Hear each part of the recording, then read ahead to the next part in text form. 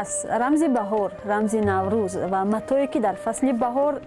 خیلی سرخریدار است و در تن قریب هر سیوم زن میتوان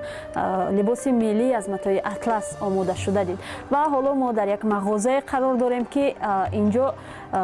مال و محصولات از متای اطلس آماده شده به فروش گذاشته شده است و برای مثال می شود در این مغازه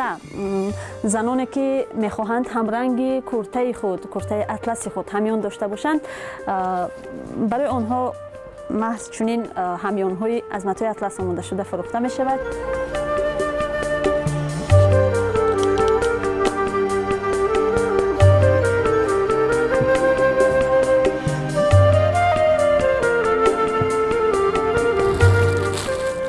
فروشنده های این مغازه هم میگویند اکثر این تحفه های اونها در راستای عیدهای بهاری از جمله 8 مارس و نوروز سرخرید می شوند. واقعا این محصولات فروشی از جمله همین جزدان هایی که متای اطلس دارند یا این سرپوش، اصلا همه همین محصولاتی که اینجا ما میبینیم اکثریتش از اطلس آماده شدند و یک رمز ملی و عیدانه دارند،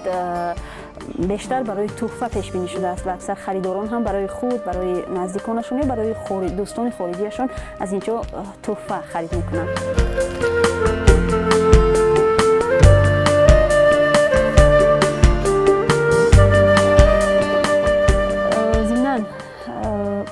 تحفه های این مغازه طوری از نامش هم معلوم است، تحفه های جالب، واقعا خیلی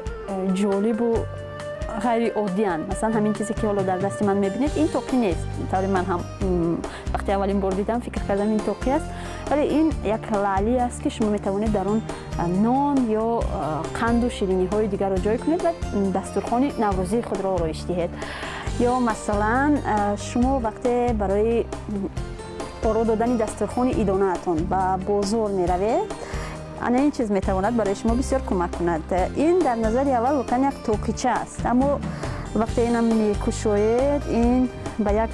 خلطه تبدیل می یابد که در بازار برای شما می تواند بسیار طوری گفتم کمک کند. این هم خلطه برای بازار روی و ضمناً همین گردنبندی من هم مال همین مغازه است و برای زنهایی که شاید میخواهند کرته ملی خود را باز با یگان گردنبند آرا دهند میتوانند از این استفاده کنند.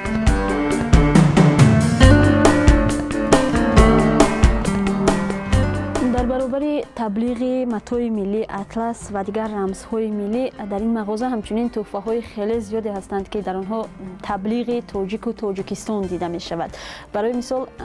همین فوتبال یا کرته ها برای مردان اکثریت نوشتجات تاجیکستان، من 100% تاجیکم یا من تاجیکستان رو دوست می‌دارم دارند و طور فروشنده ها با ما گفتند اصلا اینها برای خود جوان پسران تاجیک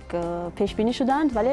بیشتر خارجی ها به اینها توجه میکنند و برای خود خرید میکنند و ببر میکنند. جوانان تاجیک که البته کمتر خرید میکردند میگفتند که ما خودمان تاجیکیم و ضرورت ندارد که باز یک چنین کرته ببر کنیم و به کسی اثبات کنیم که ما تاجیک هستیم.